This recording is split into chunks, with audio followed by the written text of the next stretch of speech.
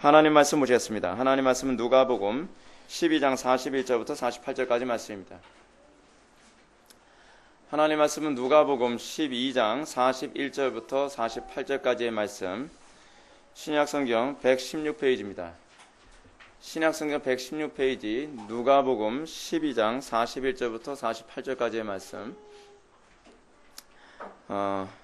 찾으셨으면 제가 봉독하겠습니다. 베드로가 여짜오되 주께서 이 비유를 우리에게 하심이니까 모든 사람에게 하심이니까 예수께서 이르시되 지혜 있고 진실한 청지기가 되어 주인에게 그 집 종들을 맡아 때를 따라 양식을 나눠 줄 자가 누구냐?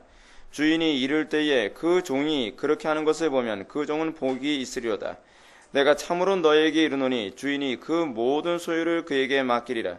만일 그 종이 마음에 생각하기를 주인이 더디 오리라 하여 남녀 종들을 때리며 먹고 마시고 취하게 되면 생각하지 않는 날 알지 못하는 시간에 그 종의 주인이 이르러 엄히 때리고 신실하지 아니한 자의 받는 벌에 처하리니 주인의 뜻을 알고도 준비하지 아니하고 그 뜻대로 행하지 아니한 종은 많이 맞을 것이요 알지 못하고 맞을 일을 행한 종은 적게 맞으리라. 무릇 많이 받은 자에게는 많이 요구할 것이요 많이 맡은 자에게는 많이 달라 할 것이니라. 아멘. 이 시간은 누가복음 119번째 강의가 되겠습니다. 지혜 있고 진실한 청지기가 되어 라는 제목을 가지고 하나님 말씀 증거하도록 하겠습니다. 지혜 있고 진실한 청지기가 되어. 지난 시간에 우리는 재림을 진정으로 기다리는 사람이 어떤 사람인가에 관한 문제에 관해서 살펴봤습니다. 여러분, 교회에 나오는 사람들은 죄다 주님 재림 기다린다고 얘기합니다. 나름대로 신앙생활 한다고 얘기합니다. 여기 집중하세요. 주님이 재림하시는 날을 기다리는 것, 그리고 날마다 주님의 재림을 바라보며 살아가는 것, 그게 신앙입니다. 그러니까 여러분, 이 땅에서 우리가 지난 시간에 살펴봤던 것처럼 마치 주님의 재림에 대해서 무관심하고 이 땅의 삶이 전부인 것처럼 살아가는 그런 태도는 사실 신앙이 아닙니다. 신앙이란 무엇입니까? 마치 이 땅이 전부가 아닌 것처럼 살아가는 것, 그것을 현실적으로 알고 살아가는 것입니다. 그래서 여러분, 우리가 영원한 세계를 바라보면서 살아가는 사람들의 특징이 무엇이라 했습니까?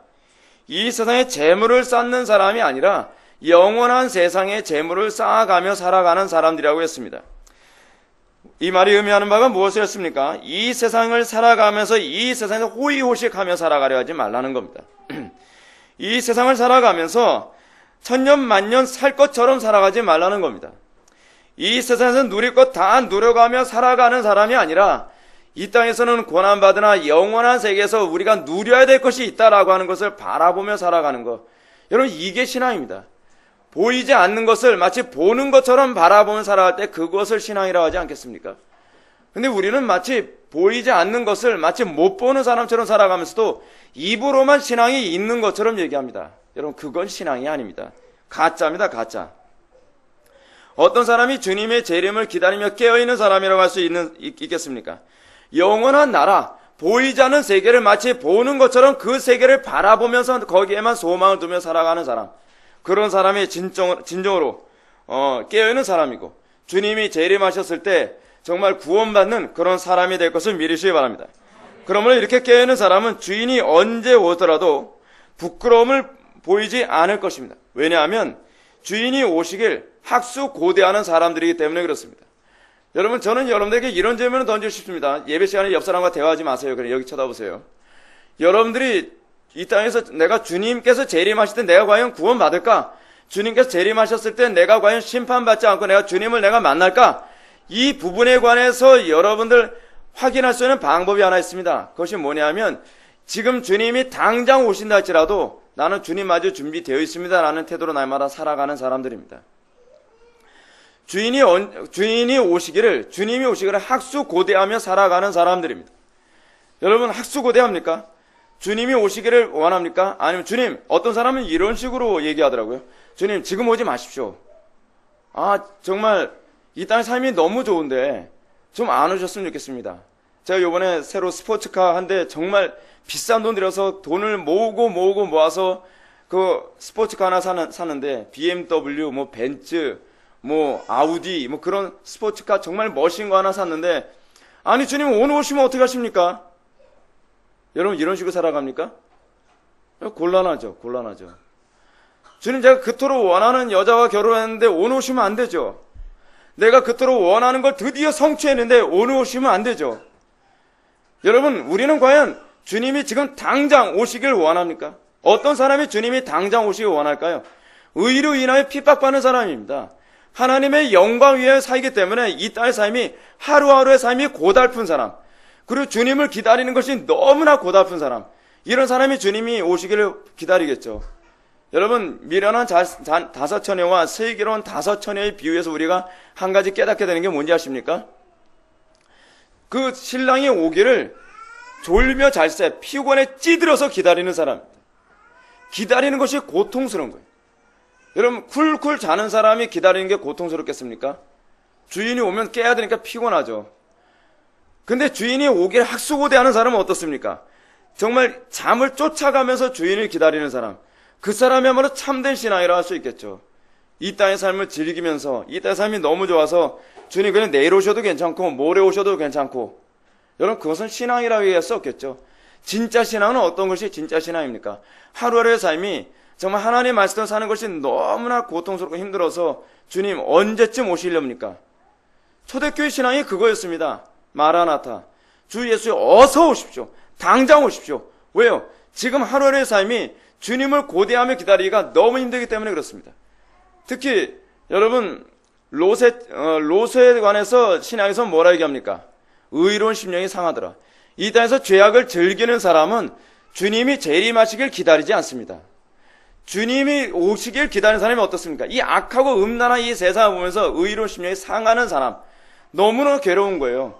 이 세상이 정말 눈만 돌리면 쾌락을 즐길 수 있는 세상임에도 불구하고 쾌락을 즐길 수 있어서 좋은 세상이 아니라 이 쾌락 때문에 의로운 심령이 상하는 거예요.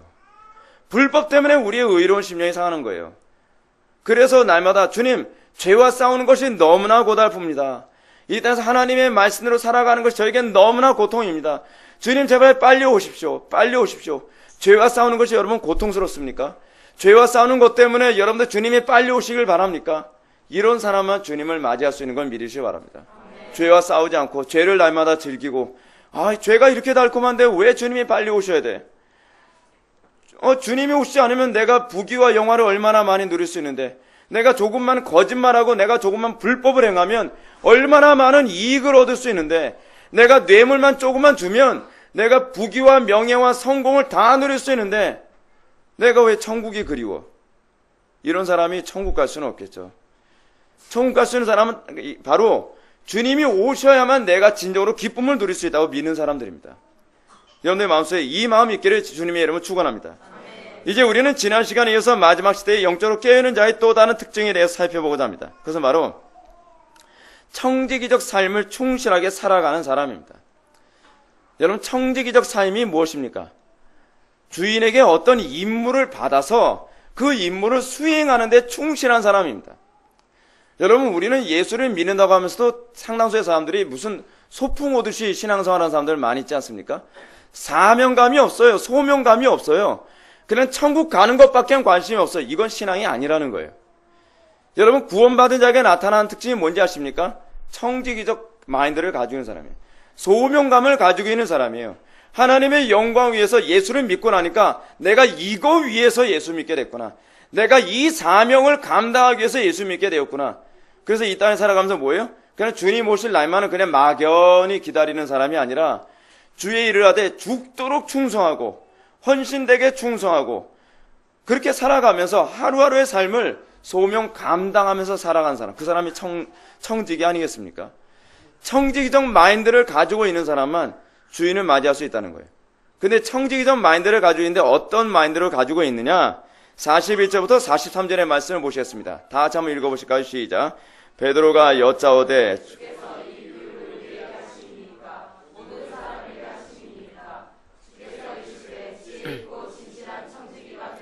주인에게 그 집 종들을 맡아 때를 따라 양식을 나눠줄 자가 누구냐? 주인이 이를 때에 그 종이 그렇게 하는 것을 보면 그 종은 복이 있으리로다. 아멘. 소명감을 가지고 있는 것만으로는 부족합니다. 청지기라는 이 소명감, 내가 하나님의 사명 맡은 존재야. 내가 소명받은 존재지라는 것만으로 주님의 재림을 준비하는 것이 아니라 청지기적 마인드를 가지고 있는데 어떤 마인드를 가지고 있어요? 정말 주인 앞에서 부끄러움 없이 충성된 종으로 이 땅을 살아가는 사람들. 그래서 이 땅에 살아가면서 너 뭐 하면서 살다 왔냐? 그러니까 그러면 돈도 좀 벌고요. 즐길 것도 좀 즐기고, 그리고 취미 생활식으로 교회 생활 열심히 했죠. 뭐 교회 봉사도 열심히 하고. 교회 봉사 열심히 하면 된 거 아니에요? 이런 식으로 살아가는 사람은 사실은 청지기적 삶을 사는 것이 아니겠죠. 윌리엄 윌버포스가 노예 해방을 위해서 하나님께 소명을 받지 않았습니까? 예수를 믿기 전에는 날라리였는데 이 사람이 예수 믿고 나니까 어떤 현상이 나타났어요. 하나님께서 나를 통해서 이 땅에 노예들을 해방하기 원하시는구나. 그 타락한 정치계에서 윌버포스가 예수 믿고 변화돼서 죽을 때까지 이 노예 해방을 위해서 싸워가는 거예요. 어떻게? 죽도록 충성하는 거예요. 죽도록 충성하는 거예요. 죽도록 충성하는 것이 바로 제사장적 삶이거든요. 근데 죽도록 충성하는 것이 아니라 예수 믿는 거 그냥 취미 생활하듯이 그냥 교회 생활하고 헌신하고, 그리고 사람들 변화되든 변화되지 않든 별로 관심이 없고, 예수 믿든 믿지 않든 별로 관심이 없고, 그냥 나에게 그냥 맡은 일을 그냥 하는 거예요. 여러분, 독일의 기독교가 문제가 어디에 있는지 아십니까? 독일 기독교는요, 우리나라 기독교하고 달라서 독일의 기독교는 국가 종교예요. 국가 종교. 국가 종교다 보니까 목사 한 수를 딱 받고 나면 국가에서 녹봉을 줘요. 그러니까 교회가 교인이 한 명밖에 없어도 먹고 사는데 전혀 지장이 없는 거예요. 정부에서 월급을 주니까. 그러니까 그 독일 교회의 문제점이 뭐냐면 목사님들이 소명감이 없어요. 어찌하든지 저 안전의 회중을 말씀으로 변화시키고 저들이 하나님의 사람으로 만들기 위해서 애쓰는 것이 아니라 그냥 예배 시간에 앉아서 졸든 뭐하든 뭐 예배당에 참석했든 참석하지 않았든 그냥 저 사람 믿음이 들어갔든 들어가지 않았든 관심이 없어요. 직업이에요. 직업. 그냥 설교하고 그냥 그걸로 끝나는 거예요. 여러분, 이걸 정말 충성된 청직이라고 얘기할 수 있겠습니까? 아니겠죠. 저는 지금 한국교회가 지금요, 이 목사라는 직분이 일종의 이런 직업화되어진 것이 문제인 거예요. 먹고 사는데 지장이 없으면 회중들 변화시키는 데 별로 관심이 없어요. 어찌하든지 사람들을 더 많이 끌어 모으는 데만 관심이 있고 회중들 비유 맞추는 데만 관심이 있어요. 그게 바로 장사인 거예요. 그게 장사. 그걸 뭐라고 해요? 싹군이라고 해요. 싹군. 지금 예수님께서 주님이 재림하실 때 주님을 맞이할 만한 참된 신자의 기준을 뭐라고 얘기하냐면 충성된 종이에요. 충성된 종. 근데 이 충성된 종을 뭐라고 표현하느냐? 그래서 여러분 예수님의 가르침에서 우리가 좀 재미있는 이 표현을 볼 수 있는데, 우리가 이 부분이 무엇과 관련된 표현이냐 하면 누가복음 12장 전체가 지금 뭘 얘기하고 있죠? 외식에 관해서 경계하는 내용 안에 이 내용이 담겨 있는 거죠. 그러면 외식과 관련해서 여러분 청지기 중에 어떤 청지기가 있다는 거예요? 외식된 청지기가 있다는 얘기예요. 외식된 청지기. 외식된 청지기와 진정한 청지기의 차이가 무엇이겠습니까? 진정한 청지기는 생명 불어넣고 하나님을 기쁘시게 해드리는데 초점을 맞춘 사람이 진정한 청지기겠죠. 근데 외식된 청지기는 무엇입니까? 그냥 겉으로 남들에게 그냥 이 일하는 것, 하나님이 어떻게 여기시냐, 하나님께서 기뻐하시냐는 관심이 없고 다른 사람들이 인정해주고 다른 사람들이 박수 쳐주면 그거로만 스스로 만족해하는 청지기. 그게 이제 외식된 청지기죠. 외식된이라는 말의 의미가 뭐라 했죠? 헬라어로 히포크리테스, 연기자라 했잖아요. 연기하는 거. 관중들에게 박수만 받으면 되는 거예요. 하나님께 인정받는데 별로 관심이 없는 거예요. 그게 외식된 청지기의 특징이죠. 그럼 여러분, 제대로 된 청지기는 어떤 사람인가?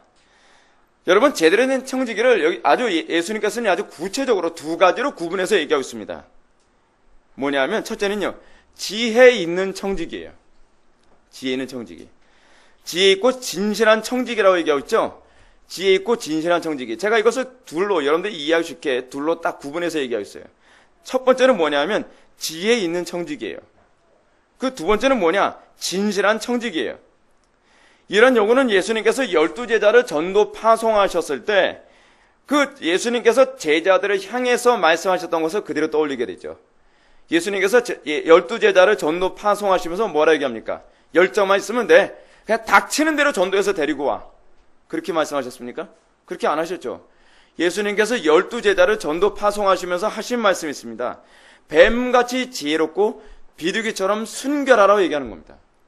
오늘날 전도하는 데서, 오늘날 교회가 복음 전도하는 데서 가장 심각한 문제가 뭐죠? 지혜가 없어요, 지혜가. 우리 교회는 지혜가 둘인데 지혜가 없어요. 또 뭐가 없어요? 순결함이 없어요, 순결함이. 여러분, 오늘날 교회에 저는 가장 심각한 문제가 뭐라고 생각하냐면 지혜 없음이 가장 심각한 문제라고 생각합니다. 용기만 있어요, 용기. 무모해요. 그렇죠?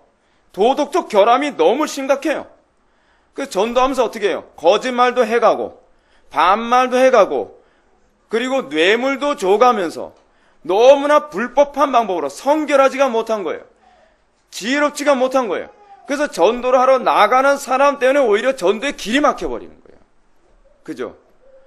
제발 저 사람 전도 안 하게 좀 막아줬으면 좋겠어요, 누가. 근데 그 사람들이 나와서 오히려 전도의 길을 다 막아버려요. 예수님께서는 전도를 하시는데 뭐예요? 열정을 얘기하고 있지 않습니다. 예수님께서 전도를 하시는데 목표를 성취하는 데 초점을 맞추고 있지 않습니다. 뭐에 초점을 맞추겠어요? 뱀같이 지혜롭고 비둘기처럼 순결해야 된다는 겁니다. 여러분, 성도에게 가장 많이 나타나야 되는 특징이 뭔지 아십니까? 이거예요, 이거.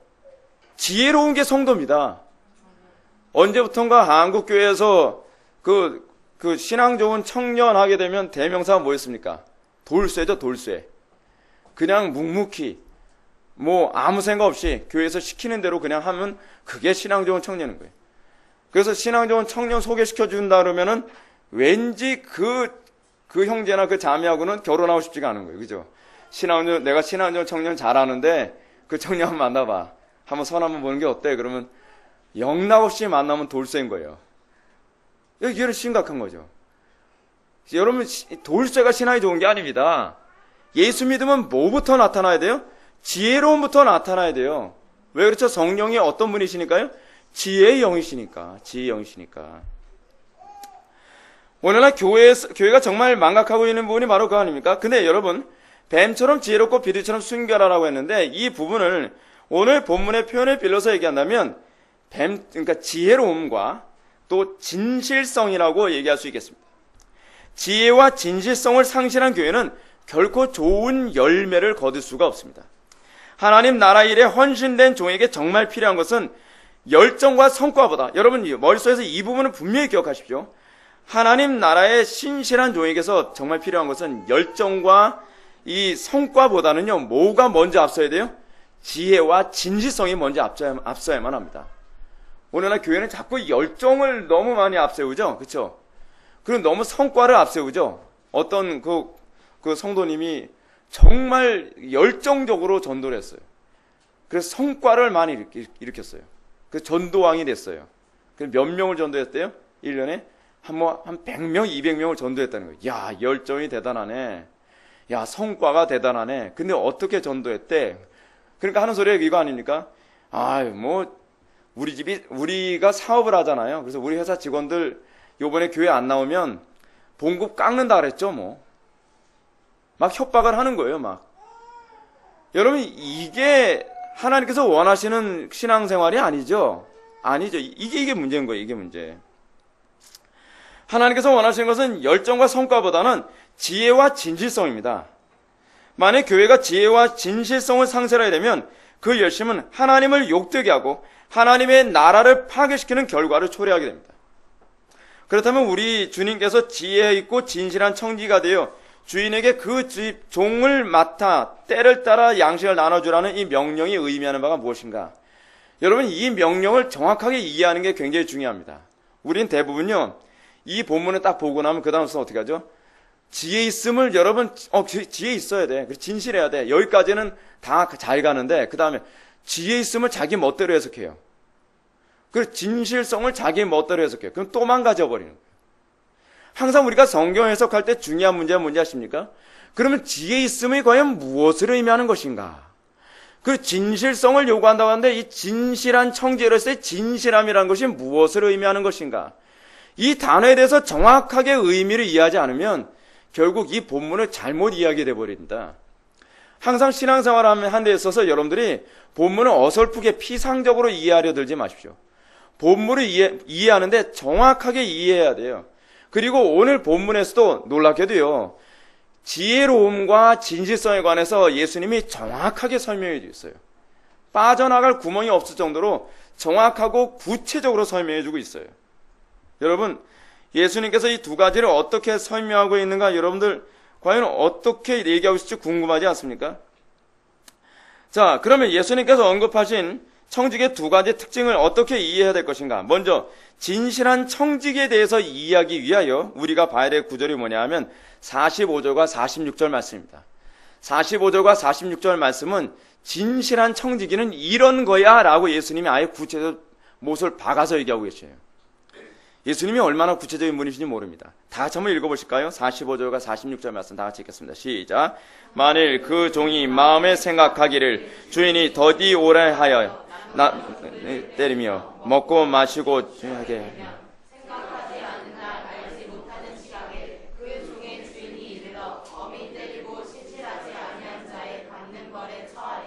아멘. 우리는 이 부분이 진실한 청지기에 대한 예수님의 정확한 설명이라는 것을 46절 하반부에서 우리가 쉽게 확인할 수 있습니다. 46절 하반부에 뭐라고 얘기했죠? 신실하지 아니한 자의 받는 벌이라는 말씀을 하고 있죠. 근데 이 번역을 저는 왜 이렇게 했는지 모르겠어요. 같은 헬라어 단어를 사용했으면 같은 단어로 해석을 해야 사람들이 혼란스럽지 않을 게 아니에요. 근데 여기서 신실하지 않는 자의 받는 벌이었을 때 이 신실하지 않는 자라고 하는 이 헬라어가 아피스토스예요. 아라고 하는 말은 영어로 굳이 얘기하면 낫의 의미를 가지고 있거든요. 그리고 진실한이라고 하는 앞에서 봤던 헬라어가 뭐냐면 피스토스예요. 그러면 예수님이 의도적으로 피스토스를 설명해 주고 있다는 거죠. 진실함이 무엇이란 것을 설명해 주고 있다는 거예요. 근데 어떻게 설명해 주느냐? 부정어법으로 설명해 주고 계신 거예요. 부정어법으로. 어떻게 해요? 진실하지 않은 종은 이런 종이야. 그러므로 이렇지 않은 종이 되면 진실한 종이 되는 것이죠. 그럼 진실하지 않은 종이란 진실한 청지기란 어떤 청지기겠는가? 본전의 말씀을 가만히 살펴보면 진실한 청지기란 주인이 속히 오리라 생각하여 자기의 청지기 직분을 충실하게 수행하는 사람을 얘기합니다. 이게 진실한 종이에요. 진실한 종. 여러분들, 우리는 하나님께서 주신 소명을 완수하는 데서 주인이 속히 올 거라고 생각하면서 여러분 소명을 여러분 감당하고 있습니까? 여러분 어떻습니까?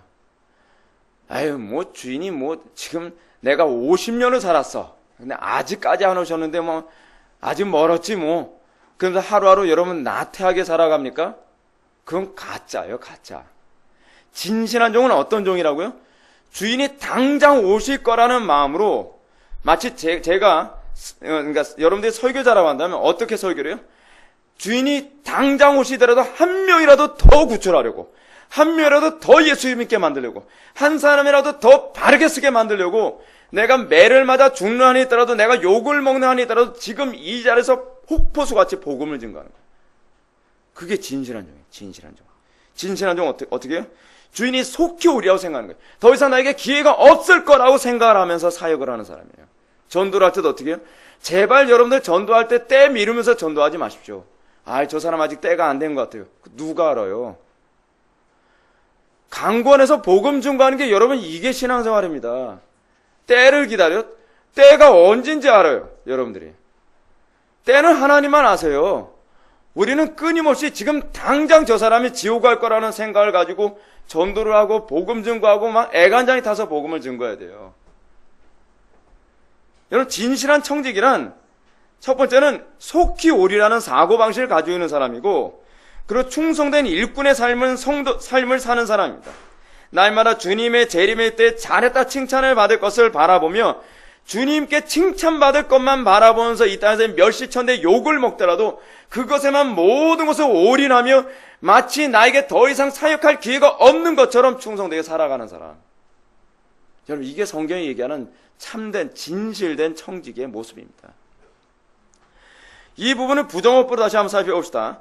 본절에서 우리 주님은 진실하지 못한 자, 다시 말해서 신실하지 못한 청지기를 어떤 사람이라고 표현하고 있습니까? 첫째는 남녀 종을 때리며 살아가는 종이라고 얘기했습니다.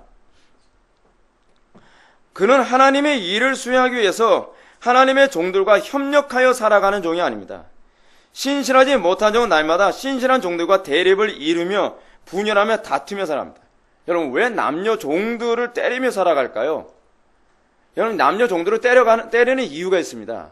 여러분, 교회사를 보게 되면, 또는 신약과 구약 성경 전체를 다 보게 되면, 주님의 종들을 주로 때린 사람이 있죠? 어떤 사람입니까? 외식된 사람이에요. 게으른 종들이에요. 신실하지 못한 종들이에요. 선지자들이 와서 뭐라 하죠? 임금에게, 당신은 신실하지 못합니다. 당신이 하나님께 신실한 종이라면 그렇게 사역하면 안 되죠. 하면서 선지자가 임금을 책망하면 어떻게 그 왕이 때리죠. 가두죠. 그리고 죽이기까지 하죠. 여러분, 신학시대는 어떻습니까? 세례 요한이나 예수님이 오셔서 계속적으로 뭘 얘기합니까? 신실하지 못함, 그 외식됨을 바리새인들과 서기관들, 율법사들에서 계속 책망을 하죠. 그러니까 어떻게 해요? 아, 그래, 내가 회개할게. 그렇게 반응합니까? 때리죠. 그리고 돌로 쳐서 죽이죠. 문제가 그거예요. 여러분, 신실하지 아니한 자에 받을 벌과 관련해서 생각해서 보게 되면은 열매엔 관심이 없고 외식적으로만 살아가는 사람들이 바로 이 전형적인 사람들입니다. 열매가 없으니까 어떻게 합니까? 계속 이 하나님의 신실한 종들이 책망을 하죠. 책망을 하죠. 실제로 예수님 당시에 바리새인들이나 율법사들 그리고 제사장들이 하나님께서 보낸 종들을 죽이고 핍박하게 된 원인이 바로 여기 있지 않습니까? 예수님과 세례 요한이 핍박과 죽임을 당하게 된 것도 그렇습니다. 위선적인 청지기들은 주님의 일을 한다 하지만 세월만 보내고 있을 뿐 이렇다 할 열매를 거두는데 관심이 없어요. 관심이. 그럴 때마다 하나님께서 보내신 종들은 그들의 위선적이고 열매 없는 행위에 대해서 책망하죠. 이런 책망은 항상 하나님께서 보내신 종들을 핍박하는 원인으로 작용합니다. 여러분, 세례 요한의 메시지가 뭐였죠? 이미 도끼가 나무 뿌리에 놓였으니 좋은 열매 맺지 아니하는 나무마다 찍혀 불에 던지리라. 열매를 천천히 맺으라고 얘기합니까? 여러분, 그렇게 얘기하질 않아요. 아이고, 요즘에 애쓰고 있다면서 그럼 뭐 언젠간 열매 맺을 거예요. 그러질 않아요. 세례 요한이 어떻게 했다고요? 하나님의 도끼가 좀 뿌리에 좀 놓여있다. 지금 당장 회개하지 않으면, 회개에 합당한 열매 맺지 아니하면, 그리고 충신한 청지기로서의 열매 맺지 아니하면 하나님께서 오래 참으셨는데 지금 도끼로 다 그 뿌리를 잘라버릴 수도 있다. 여러분, 왜 굳이 꼭 이렇게 얘기해야만 합니까? 기분 좋게 얘기할 수 있지 않겠어요? 근데 그게 아니란 말이에요. 이렇게 얘기해도 회개할 생각을 하지 않잖아요. 기다려줘요? 여러분, 기다려주는 그 목회자가 좋은 목회자일 거라고 생각합니까? 기다려주는 부모가 좋은 부모라고 생각합니까? 기다려주는 다른 교사가 좋은 교사라고 생각합니까? 아니에요. 지금 주인이 당장 오실 거라는 생각을 가지고 전하는 자가 신실한 청직입니다. 진실한 청직이에요. 여러분, 예수님의 메시지는 무엇이었습니까? 예수님은 포도원에 심은 무화과나무를 비유로 들어서 다음과 같이 말씀하십니다. 일맥상통이에요. 이에 비유로 말씀하시되 한 사람이 포도원에 무화과나무를 심은 것이 있더니 와서 그 열매를 구하나 얻지 못하니라. 포도원 지객이 이르되 내가 3년을 와서 무화과나무에서 열매를 구하되 얻지 못하니 찍어 버리리라. 어찌 땅만 버리게 하겠느냐. 여러분, 하나님께서 여러분 몇 년 기다려 주셨을 거라고 생각하고 있습니까? 여러분 3년 넘게 기다린 사람들 아마 여기 많이 있을걸요. 30년 넘게 기다려주신 분도 아마 많이 있을 겁니다. 50년 넘게 기다려주신 분들도 많이 있을 겁니다. 근데 우리는 어떻게 하죠? 조금만 더 기다려주세요. 조금만 더. 아니요, 주님께서 지금 톱을 들고 계신지 그렇지 않으면 도끼를 들고 계신지 모른다는 거예요. 예수님의 메시지도 뭐예요? 지금 당장 열매 맺어야 된다는 거예요. 지금 당장. 자꾸 시간만 보내면서 열매 맺지 않는 이 불의한 청지기, 이런 사람들이 주님의 재림 때 구원받기를 생각지 말라라고 얘기하는 것입니다. 여러분, 청지기는 목사만 청지기입니까? 모든 성도가 다 청지기죠. 예수 믿으면 그때부터 청지기입니다. 주님께서 왜 이런 책만 하십니까? 열매란 예수 그리스도와 연합됐다는 가장 확실한 증거이기 때문에 그렇습니다. 열매가 안 나타난다는 것은 의지의 문제가 아니라 여러분들의 노력의 문제가 아니라 여러분들이 그리스도와 연합되어 있지 않기 때문에 그런 거예요. 그렇기 때문에 그리스도와 연합되기를 열망하는 거예요. 그렇지 않으면 여러분들 구원 못 받거든요. 그렇기 때문에 자꾸 열매를 얘기하는 거예요. 열매는 의지의 결과가 아니에요. 믿음의 결과예요. 그리스도와 연합의 결과예요. 저는 타고난 성품이 그래서 그 문제가 아니라니까요. 이건 여러분 속고 있는 거예요. 그리스도와 연합하지 않았기 때문에 아주 극단적으로 얘기한다면 믿음이 없으니까 열매가 안 나타나는 거예요. 믿음이 있다고 자꾸 가면 쓰지 마시고 하나님 앞에 나의 믿음 없음을 도우소서라고 외치란 말이에요. 부르짖으란 말이에요. 그럴 때의 열매가 나타날 걸 믿으시기 바랍니다. 사랑하는 성도 여러분, 주님의 오실 날이 점점 가까이 오는 이 시대를 살아가면서 우리가 정말로 스스로 점검해야 할 부분이 바로 이것입니다. 우리는 과연 이렇다 열매를 없이 세월만 보내면서 살아가고 있지 않습니까? 그러면서도 자기는 구원받을 수 있대요. 그러면서도 자기는 믿음이 있대요. 그러면서도 주님 재림했을 때 자기는 들림받을 자신이 있대나? 주님께서 재림하시는 마지막 날의 기쁨으로 주님을 맞이하게 될 사람들은요, 자신감으로 맞이하는 것이 아닙니다. 분명한 열매를 맺는 사람이 주님을 맞이하는 것입니다. 물론 그렇다고 해서 성경은 행위로 구원을 받는다는 걸 얘기하는 건 아닙니다. 그러나 성경의 일관성 있는 가르침은 구원받은 성도들은 분명히 열매를 맺을 거라고 얘기하고 있습니다. 왜요? 주님과 연합됐으니까. 연합됐는데 열매가 없을 수가 있어요? 없죠. 그거는 자연스럽게 나오는 거예요. 그러면 이 열매는 어떻게 맺는 것이겠습니까? 하나의 씨앗이 죽어서 열매를 맺는 방식을 취해요. 다시 말해서 이 세상의 삶 가운데 자신을 부인하고 그리스도와 연합할 때라야만 열매를 맺는 거예요. 가지가 꺾이고 그리스도와 접붙임 바 되어야 돼요. 자기를 부인하지 않고 십자가를 지지 않고 열매를 맺을 수가 없어요. 게으름, 나태함, 안일함, 예적 삶 그대로 살아가면서 열매가 없는데요. 그렇게 얘기하면 안 되죠. 여러분들 정갈고 십자가에 먼저 못 박는 것 다음에 그리스도와 연합이에요.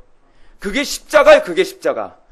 근데 우리의 정갈고 십자가에 못 박지 않고 불경건함과 안일함과 게으름과 나태함 가운데 살아가면서 저는 원래 성격이 그래서 열매가 잘 안 나타나나 봐요.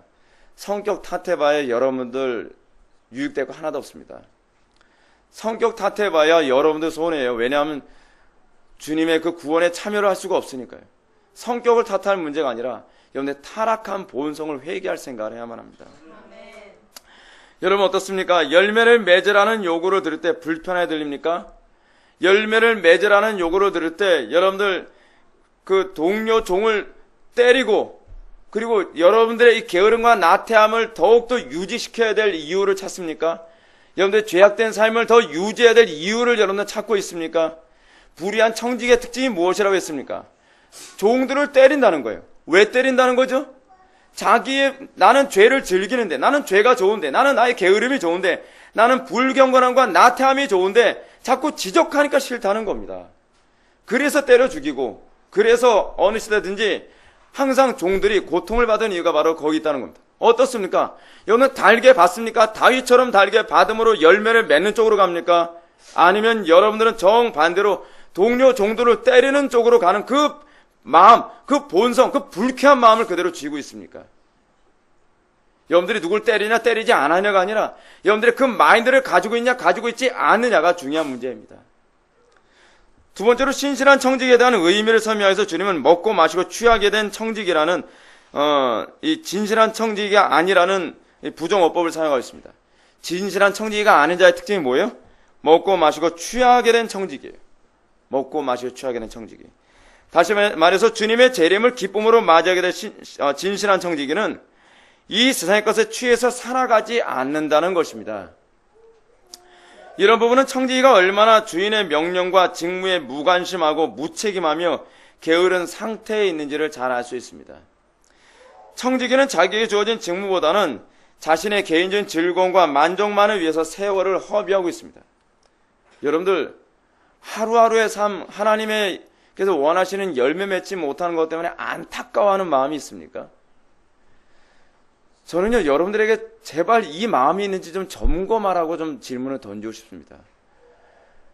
속히 부응이 안 오는 것 때문에 애간장이 타야지 정상입니다. 속히 저 사람들이 변화되지 않는 것 때문에 애간장 타야지 정상입니다. 가끔가다 어떤 분이 저보고 이런 얘기를 할 때 제가 말은 안 하지만 그런 목사님들하고 있을 때 정말 기분이 확 상할 때가 많이 있습니다. 김 목사, 그 사람들 변화시키려고 애쓰지 마. 안 변해. 단어가 당신이 변화시키나? 하다 보면 서서히 변하는 거야. 여러분 하다 보면 서서히 변하는 거야. 여러분 그게 성경적이라고 생각합니까? 아니에요. 성경 그렇게 얘기하지 않아요. 여러분 신실한 청지기에 관한 기준을 뭐라고 얘기하는지 아십니까? 오늘 나의 삶 가운데서 하나님의 일에 어떤 그 진보가 나타나지 않는 것들은 항상 안타까워하는 마음으로 살아가는 거예요. 그 마음도 없이 세상은 점점 악해져 가는데 그래도 마음 편하게 살아갑니까? 세상이 점점 하나님의 영광이 훼손되어져 가고 있고 점점 교회가 부패하고 타락해서 정말 눈꼴 뜨고 살 수도 없는데 나는 과연 오늘 내가 무엇을 했는가? 하나님의 영광에서 내가 무엇을 어떻게 해야 될까?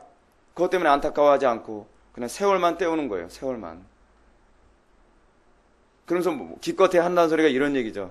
아유 저는 큰 상급 바라지 않아요. 이걸 여러분 겸손이라고 얘기합니까? 큰 상급 바라지 않으니까 나는 하나님께 헌신하지 않겠다? 여러분 이 사람은 이거 겸손을 얘기하는 겁니까? 아니면 겸손을 가장하여 자기의 게으름을 합리화시키는 겁니까? 게으름을 합리화시키는 거거든요. 오늘날 이 시대 교회를 볼 때 정말로 주님의 재림을 충실하게 준비하고 있다고 보기엔 너무나도 심각할 정도로 세상의 것에 마음이 빼앗긴 사람들을 너무 많이 보게 됩니다. 세상이 너무 재미있는 거예요. 너무 좋은 거예요. 주님은 가르치시기를 너희는 먼저 그의 나라와 그의 의를 구하라. 그리하면 이 모든 것을 너에게 더하여 주시라고 하셨습니다. 이 말씀은 우리의 삶의 우선순위가 오로지 하나님 나라와 의, 다시 말해서 우리에게 주신 성도로서의 소명에 충실한 삶을 살아가야 된다는 거예요. 여러분들의 주업이 뭔지 아십니까? 하나님 나라와 의를 확장시키며 살아가는 게 여러분들의 주업이에요. 여러분들 이거 주객이 전도되면 곤란합니다. 먹고 사는 게 주업이 아니에요. 행복하게 사는 게 주업이 아니에요. 좋은 차 타고 다니고 성공한 사람이라고 박수 받는 게 그 주업이 아니에요. 우리의 주업이 뭔지 아세요? 하나님 나라와 의를 조금씩 확장시켜 나가는 거예요.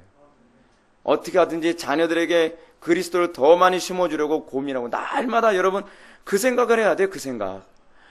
어떻게 하든지 내가 만나는 모든 사람들에게 거룩을 더 확산시키려고 애를 쓰고 어찌하든지 나를 통해서 하나님의 영광이 조금이라도 더 나타나게 하려고 고민하고 왜 하나님의 영광이 안 나타날까? 왜 더욱더 하나님의 나라가 확장되지 않을까? 그 고민하며 살아야 되는데 우리는 무슨 고민해요? 무엇을 먹을까? 무엇을 마실까?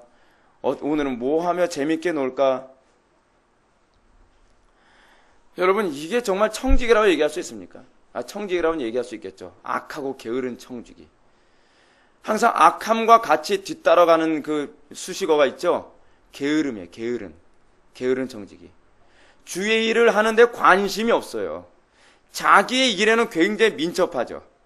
먹고 사는 데는 어찌나 부지런하고 민첩한지, 손해보지 않게 해서 애쓰는 데는 어찌나 민첩하고 부지런한지, 근데 주의 일을 하는 데는 어찌나 게으르고 둔감한지.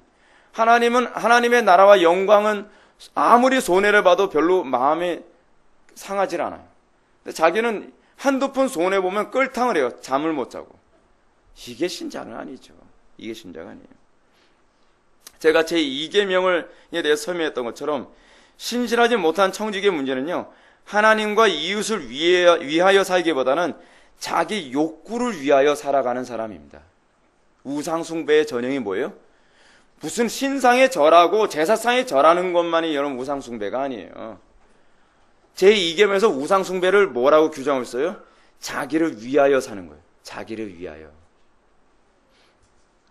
이런 태도는 분명히 우상숭배입니다. 예수님이 믿고 구원받은 성도들은 바울 사도의 표현처럼 자기를 위하여 사는 자가 없고 자기를 위하여 죽는 자가 없도다라고 얘기하는 거예요. 자기를 위하여 사는 사람은 끊임없이 자기 이외의 다른 사람을 희생시키며 살아갑니다. 어떻게 해요? 자기를 위해서 남편을 희생시키고 자기를 위해서 아내를 희생시키며 자기를 위해서 자녀를 희생시키고 자기를 위해서 사회를 희생시키며 자기를 위해서 공동체를 희생시키며 살아갑니다. 아니, 희생을 강요하며 산다고 해야 맞을 겁니다. 자녀들에게 열심히 공부해라. 여러분 왜 그렇게 할까요? 자기를 위하여 자기 자녀들을 희생시키는 거예요. 오늘날 여러분 우리의 삶 속에서 부부간에 다투는 일이 많이 일어나죠. 왜 부부간에 다투는 일이 많이 생기니까요? 어찌하든지 더 하나님께 영광 돌리기 위해서 다투는 거 아름답죠. 근데 대부분의 오늘날 이 사회 안에서 부부간에 다투고 싸우고 이혼한다고 하는 이유가 뭐냐 하면 자기의 욕심을 상대방이 채워주지 않는다는 것 때문에 자기를 위하여 남편을 희생시키고 자기를 위하여 아내를 희생시키는 이 싸움 때문에 대부분 이혼하는 거예요. 얼마나 악한지 몰라요. 얼마나 잔인한지 몰라요. 자기를 위해서 얼마나 잔인하게 주변 사람들 희생시키면서 사는데 다른 사람이 희생시키면서 살아가면서 어떤지 아세요? 이래요. 다른 사람이 나에게 엄청나게 많은 희생을 해도 그 희생은 항상 부족하다고 생각을 해요. 근데 자기가 남한테 조금 희생한 것은요, 대단한 희생한 것처럼 생각을 해요. 그게 우상 숭배자들의 전형이에요. 자기를 위하여 살아가는 사람들의 전형이란 말이에요. 여러분, 이게 깨지지 않고서 여러분 신앙이 들어간다고 생각하면 곤란합니다. 이게 깨져야만 합니다. 예수 믿으면 어떻게 살아가야 돼요? 자기를 위하여 살지 아니하고 하나님과 이웃을 위하여 살아가는 것. 그래서 위하여의 그 목적어가 달라지는 거죠. 그렇죠? 누구를 위하여? 더 이상 나를 위하여 살지 아니하고 하나님과 이웃을 위하여 살아가는 것. 이럴 때 비로소 청지기적 열매를 기대할 수 있게 되는 겁니다. 이제 마지막으로 주님께서 인정하시는 지혜 있는 청지기란 어떤 사람입니까? 47절부터 48절의 말씀을 통해서 살펴보도록 하겠습니다. 주인의 뜻을 알고도 예비치 아니하고 그 뜻대로 행치 아니한 종은 많이 맞을 것이요 알지 못하고 맞을 일을 행한 종은 적게 맞으리라. 물은 많이 맞은 자에게는 많이 찾을 것이요 많이 맡은 자에게는 많이 달라 할 것이니라. 아멘. 주님의 재림 때 옳다 인정함을 받는 청지기의 열심을 가지고 있는 청지기는 단순히 열심만을 가지고 있는 사람이 아닙니다. 내가 교회에서 열심히 봉사하니까 나는 정말 지혜로운 청지기고 좋은 청지기겠지. 여러분, 열심히 여러분들의 신앙을 의미하지는 않습니다. 물론 참된 청지기, 은혜 받은 자가 반드시 열심히 나타난다 했지만 그 열심이 어떤 열심인가를 반드시 점검해야만 합니다. 여러분, 참된 청지기는 어떤 청지기야만 한다 그랬죠? 지혜로운 청지기가 된다 그랬죠? 지혜로운 청지기란 어떤 청지기라고 했습니까? 단순히 세상적으로 볼 때 기회에 민첩하고 약삭 빠르고 효율성과 실용성에 의해서 움직이는 사람이 아닙니다. 많은 사람들이 자꾸 지혜를 얘기하면서 이렇게 얘기합니다. 김 목사, 지혜롭게 지혜롭게 헌금 바구니도 돌려야 헌금이 많이 나오지 그거 들어가는 입구에다 헌금통 놔놓으면 헌금이 많이 나오겠나? 여러분, 이게 지혜입니까? 이것이 성경이 얘기하는 지혜입니까? 지혜라는 얘기를 여기다 갖다 붙이면 곤란합니다. 왜냐하면 갈라디아서에서도 세상적 지혜와 하나님으로부터 온 지혜를 구분해서 얘기하고 있습니다. 세상적 지혜를 마치 하나님적 지혜인 것처럼 얘기하면 곤란하죠. 여러분, 주님이 그러면 지혜로운 청지기는 과연 어떤 사람이라고 얘기하고 있을까요? 오늘 본문에서 예수님은 두 가지 조건을 우리에게 충족시켜야 된다고 얘기합니다. 첫째는 뭐냐면 주인의 뜻을 아는 것. 이게 지혜로운 청지기의 첫 번째 충족 조건입니다. 뭘 알아야 돼요? 주인의 뜻을 아는 것. 그 두 번째 뭐라고요? 주인의 뜻대로 행하는 것. 이게 지혜로운 청지기입니다. 지혜로운 청지기는 반드시 이 두 가지를 충족해야만 합니다. 그래서 우리가 관심을 가져야 될 중요한 사실은 주인의 뜻에 밝은 것만으로는 부족하다는 것입니다. 주인의 뜻에 밝은 것만이 아니라 거기다 뭐가 더 충족되어야 돼요? 주인의 뜻을 행하는 것. 그랬을 때 하나님께서 기뻐하시는 지혜로운 청지기라고 얘기하는 것입니다. 알기만 하고 행하지 않는 자는 어리석은 종이라고 얘기하는 거 여러분 알고 계십니까? 성경 곳곳에 그 얘기가 많이 나옵니다. 따라서 이 뒤집어서 이해한다면 이 의미를 더 선명하게 이해할 수 있는데, 이 말씀은 마지막 날에 주님께서 옳다 인정하시는 청지기는 주님의 뜻대로 행하여 예비하기를 진심으로 소망해서 날마다 주님의 뜻을 찾는데 부지런한 사람이에요. 뭐 때문에 주님의 뜻을 찾아요? 행하기 위해서. 그게 지혜로운 청지기예요. 많은 사람들이 행하기 위해서 주님의 뜻을 찾는 것이 아니라 지식을 쌓기 위해서 주님의 뜻을 배우기 원하는 사람들이 많이 있죠. 가짜예요, 가짜. 맨날 성경 공부한다는 거예요. 여러분, 데살로니가 전서인가요? 거기서 뭐라 얘기합니까? 항상 배우나 진리에 이르지 않는, 또는 지혜에 이르지 않는 미련한 여자가들이 있다 그랬죠? 그 사람들의 특징이 뭐라 했습니까? 항상 배우는데 그 말씀대로 순종하여 사는 데 관심이 없는 거예요. 그 미련한 여자들의 종국이 어떻게 된다 그랬습니까? 결국 미혹받아서 멸망당하는 여자라고 얘기하잖아요. 가만히 들어온 이단들에서 멸망당하는 여자라고 얘기하고 있지 않습니까? 오늘날 교리만이 가르치는 교회에 있다고 해서 그 사람이 이단에 안 빠지는 거 아닙니다. 어떤 사람이 이단에 안 빠져요? 하나님의 진리의 말씀대로 살기 위해서 하나님의 뜻을 부지런히 찾는 사람이에요. 하나님의 말씀대로 사는 데는 관심이 없고 하나님의 뜻만 찾고 맨날 성경 공부하는 데만 찾아다니고 맨날 교리책 뒤적거리는 사람이, 그런 사람이 지혜로운 종은 아니라는 것입니다. 주님은 단순히 지적 욕구를 채우기 위해 성경을 배우는 것은 매우 혐오하십니다. 주님은 여기서 분명히 말씀하시기를 주님의 뜻을 알고도 예비치 아니하고 그 뜻대로 행하지 아니한 종은 많이 맞을 것이라고 말씀하고 있습니다. 많이 아는데 전혀 행하지 않은 사람은 어떻게 돼요? 많이 맞는 거예요. 오히려 모르는 게 더 낫다는 거예요. 모르는 게. 이런 차원에서 본다면 오늘날 하나님의 말씀을 다른 어떤 교회를 다니는 사람들보다 더 많이 안다는 것이 무조건 좋은 것만은 아닙니다. 도리어 하나님의 뜻을 다른 사람들보다 더 많이 배우고 알게 되었다 하면서도 그에 합당한 열매를 맺지 못한다면 더 큰 심판과 책망이 기다리고 있다는 것을 여러분들 아셔야 돼요. 두려워해야 될 문제입니다. 반대로 우리가 하나님의 뜻을 잘 알지 못하며 신앙생활하는 신자들 보면서 불쌍하다고 생각하지 마십시오. 그들은 우리는 알고도 행치 않는 사람보다 덜 맞을 것입니다. 오히려 누가 더 불쌍한 사람이 될 수 있어요? 많이 알고서 행하지 않은 사람이 더 죽도록 맞을 수 있어요. 그러니까 많이 아는 것만 너무 좋아하지 마십시오. 여러분, 노블레스 오블리주라고 하는 말 있죠? 많이 가진 자에게 많은 책임이 부여된다고요. 이건요, 영적인 것에도 동일한 원리예요. 많은 은혜를 받고 많은 복음에 대한 이해를 가졌는데 행하지 않는다. 행하는데 게으르다. 더 많이 맞을 수 있다는 것을 여러분은 염두에 둬야만 합니다. 책임감이 부여되어져요. 많이 가졌다고 무조건 좋아하지 마십시오. 우리나라 사람들 제일 문제가 무엇입니까? 많이 갖는 생각만 하지, 많이 갖고 쌓아놓은 궁리만 하지, 그거에 대한 책임감을 갖질 않아요. 돈을 많이 벌었으면 그거에 대한 책임감을 가져야 되는 거 아닙니까? 그리고 높은 고위관직에 올라왔으면 사회적인 책임감을 가져야 되는 거 아닙니까? 목사가 됐으면 책임감을 가져야 되는 거 아닙니까?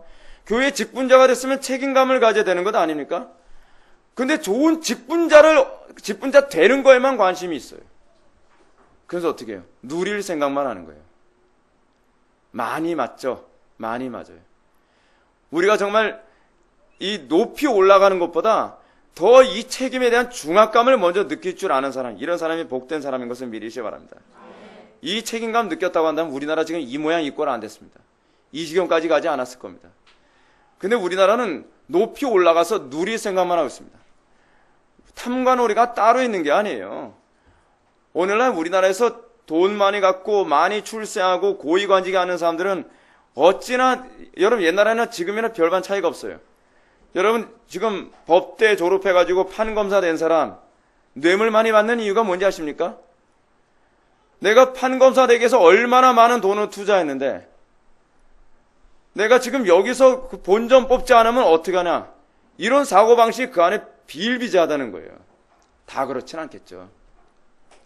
내가 유학까지 가느라고 1년에 몇 천만 원 투자했는데, 그럼 내가 유학생활에서 내가 몇 억을 투자했는데 이제는 내가 판검사하면서 내가 변호사에 가면서 내가 다 뜯어내야지.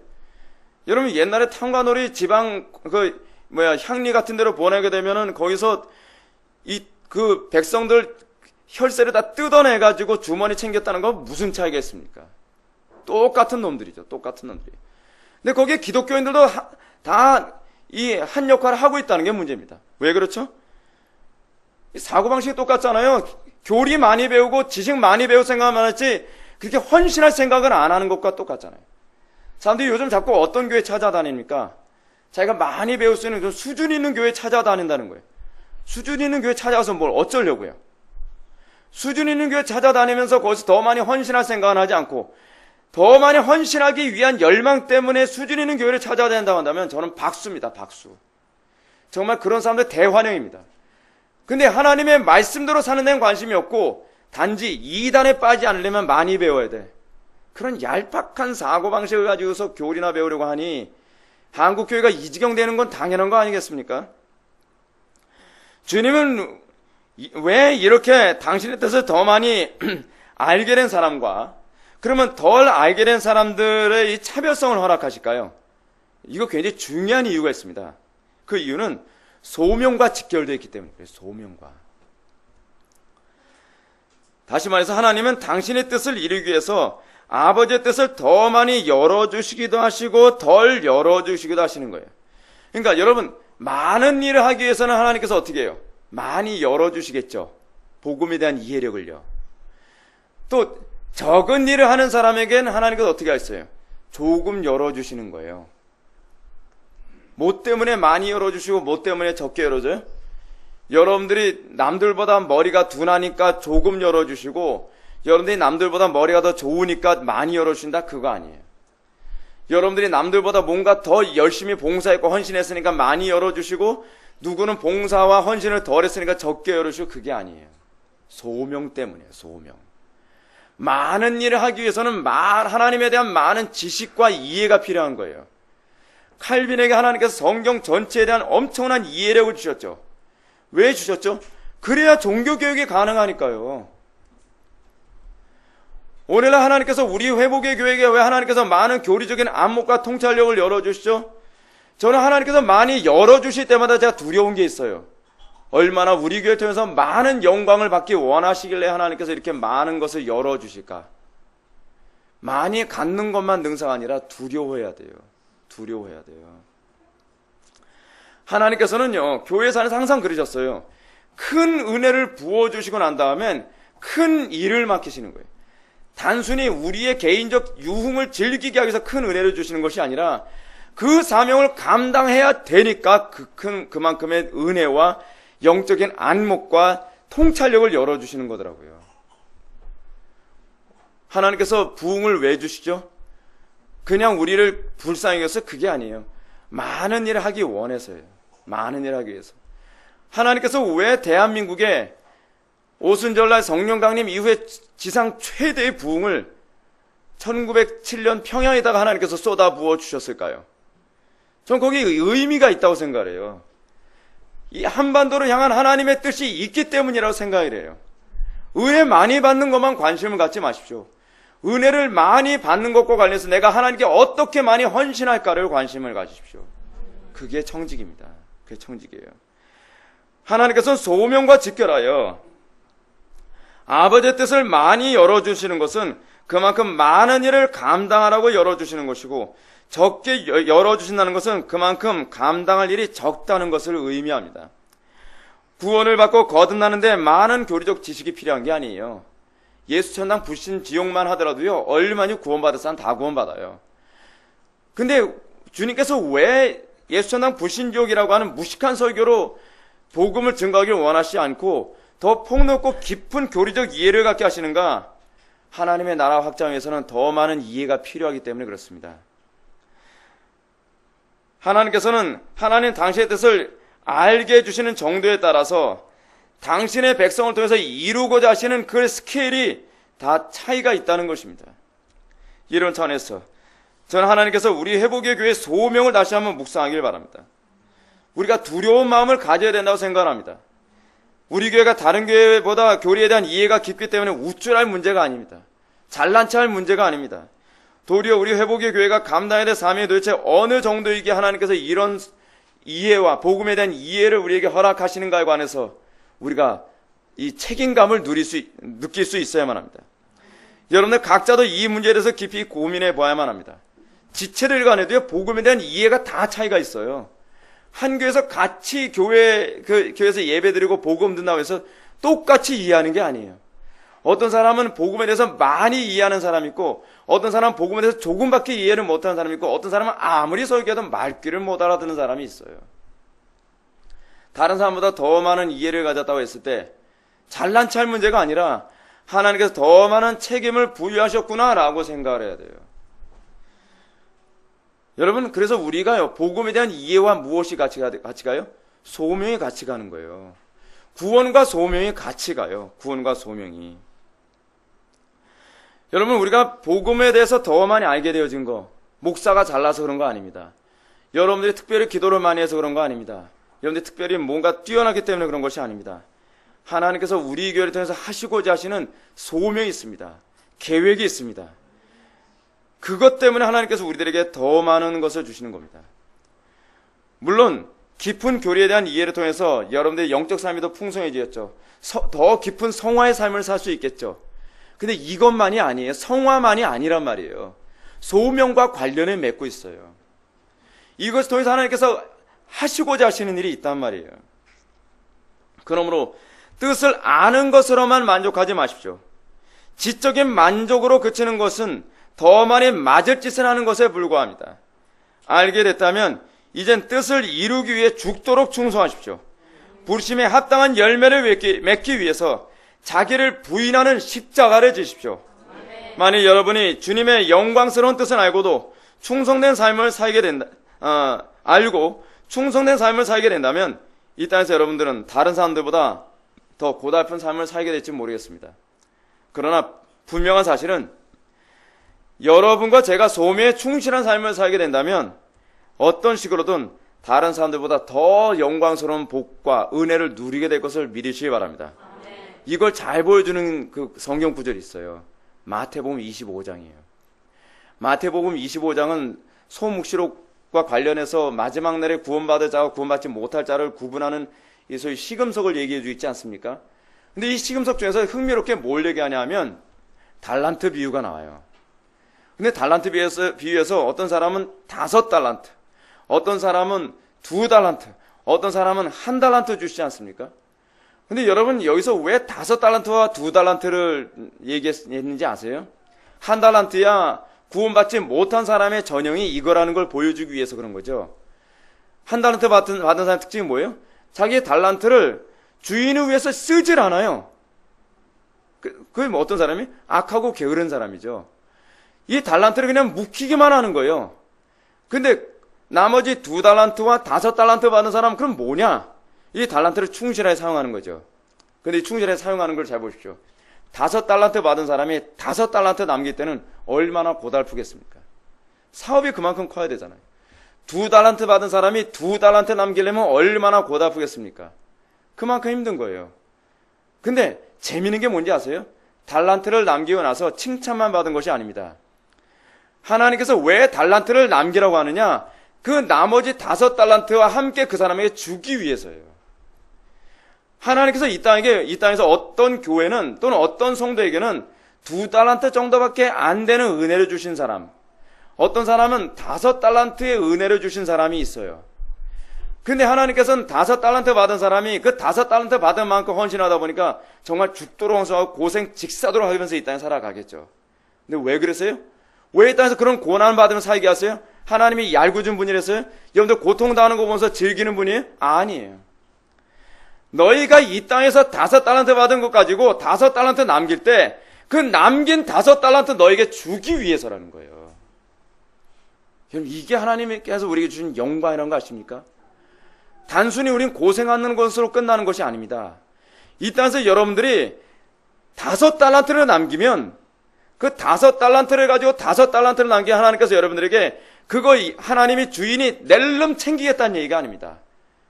마지막 날 여러분들이 영원한 심판대 앞에 섰을 때 그 5달란트 우리에게 다시 돌려주겠다는 거예요. 은혜로 주신 건데도 불구하고요. 2달란트 받고 2달란트로 헌신해서 2달란트 남긴 사람은 그 2달란트 우리에게 주시겠다는 것입니다. 근데 1달란트 받은 사람의 문제가 뭐죠? 주인은 악하고 그리고 심지 않은 데서 거두고 뿌리지 않은 데서 거두시는 분이시기 때문에 나는 이걸 땅에 파묻어 두기만 했습니다. 악하고 게으른 종아. 바깥 얻은 데서 슬피 울며 이를 갈미 있으리로다. 하나님께서 여러분들에게 계시를, 하나님께서 은혜를 조금 열어주시고 조금 부어주셨다고 해서 여러분 그걸 가지고서 활용하여 더 많은 사람들을 구원하고 더 많은 하나님의 일을 하기 위해서 헌신하지 않는다고 한다면 여러분 악하고 게으른 종이라고 평가받으며 바깥 얻은 데서 슬피 울며 이를 갈미 있을 것입니다. 사랑하는 성도 여러분, 저는 여러분들이 많은 달란트를 받은 것으로만 만족하고 하나님으로부터 많은 은혜를 받는 거에만 초점을 맞추는 성도가 되지 않길 바랍니다. 한국 교회가 70년대, 80년대, 90년대 잘못한 게 하나 있습니다. 뭐냐면 맨날 은혜 많이 달래요. 은혜 많이 달래. 근데 은혜 많이 받아서 뭐 하는 건데요? 은혜 많이 받아서 더 많이 헌신하고 더 많이 충성하고 더 많이 희생을 하라고 은혜 많이 받아야 되는데 그게 아니었단 말이에요. 즐기기 위해서, 남들에게 더 신앙이 좋은 사람처럼 보이기 위해서 은혜 많이 달라 그러다가 한국교회는 지금 이 지경 된 거예요. 이제 우리가 복음만에 다시 회복하고 다시 깨달아야 될 게 무엇입니까? 하나님께 은혜를 달라고, 더 많은 은혜를 달라고 구하되 더 많이 희생하고 더 많이 헌신하기 위해서 은혜를 구하는 저와 여러분들에게 바랍니다. 많은 달란트를 받았기 때문에 우리는 때로는 부담스러울 수 있습니다. 그러나 우리가 이 달란트를 잘 활용하여 충성하게만 한다면 마지막 심판 때 그 누구보다도 복되고 영광스러운 사람으로 나타나야 될 것입니다. 착하고 충성된 종아, 네가 남긴 달란트를 내가 너에게 다시 다 돌려주마. 아버지의 영광 가운데 네가 참여하라 라고 우리에게 축복해 주실 것을 믿으시기 바랍니다. 다 같이 기도하시겠습니다. 사랑이 많으신 하나님 아버지, 우리가 이 땅을 살아가면서 정말 충성된 종으로 살아가기 원합니다. 부끄러움 없는 종으로 살아가기 원합니다. 하나님께서 우리에게 주신 그 은혜에 합당한 헌신과 충성을 보이며 살아가기 원합니다. 믿음 허락하여 주옵소서. 예수님의 거룩하신 이름으로 기도 올렸나이다. 아멘.